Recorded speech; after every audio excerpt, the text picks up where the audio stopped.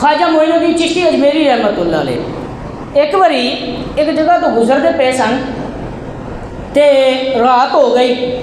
आपने देखा कि कोई एवं की जगह हो जिथे मैं रात गुजार सका। थोड़ा जिहा अगे बढ़े तो एक अग जलती नज़र आई। वह अग के करीब होए तो उत्थे चंद मजूसी बैठे सन अग की पूजा करने वाले। वो अग का भांबड़ ला के उसकी पूजा पे करते सन। तो सर्दियों की रात से आपने कहा चलो रात गुजारनी है, अग भी मिल गई है तो बंदे भी मिल गए हैं, मसला भी नहीं किसी किस्म का होएगा, गल्लां बातां करदे रात गुजर जाएगी। अगे बढ़े उन्होंने गलबात हुई, उन्होंने पता लगे कि मजूसी ने अग की पूजा करते हैं। आख्या कि दसो तुसी अग की पूजा क्यों करते हो, की वजह है अग की पूजा करने की। आख्या कि असीं अग की पूजा इस तो करने आ कि अग सानू कुछ होन ना दवे,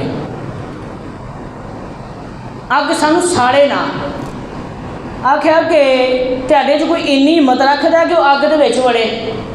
आख्या कि नहीं, साड़ी पूजा का टाइम है, असीं अग ते क्यों जावांगे, अग सानू जला देगी।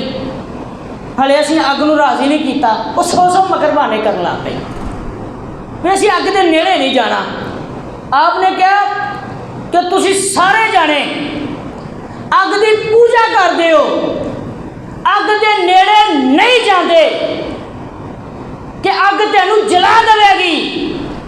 लेकिन मैं मोइनुद्दीन, मैं अपनी जुत्ती का पैर ला के अग दे विच सुट देना वा, तुसी आप वड़ भी जाओ तो अग तेनू जला देगी।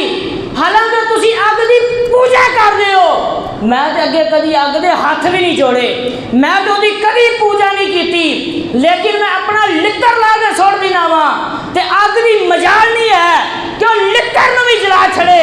आख्या इहदी की वजह है, आख्या कि हुणे देख लिया जे आपने अपना नाल मुबारक उतारिया, अपना लित्तर ला के अग दे विच सुट दिता।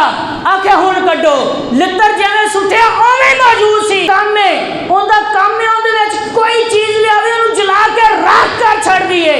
लेकिन की वजह है, तुहाडी चमड़े की जुत्ती है या लैलन की जुत्ती है, किसी किस्म की भी जुत्ती है, उहनूं साड़िया नहीं है, इहदी की वजह है। आख्या कि तुसी अग च वड़ो, अग तुहानूं साड़ छड़ दिए, मेरी जुत्ती भी अग च तुर जावे, अग नहीं साड़दी। इहदी वजह सिर्फ इक्को ही है कि तुसी अग की पूजा करदे हो ते मैं अग बनाने वाले की पूजा करना वा।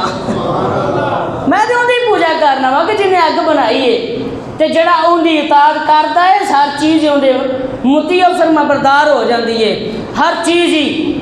तो डॉक्टर इकबाल ने इस फलसफे को कैसे बयान किया, उन्हें बयान किया कि मोहम्मद से वफा तूने तो हम तेरे हैं, ये जहाँ चीज़ है क्या लोहो कलम तेरे हैं, वमा अलैना इल्लल बलागुल मुबीन। सुनता दाफ़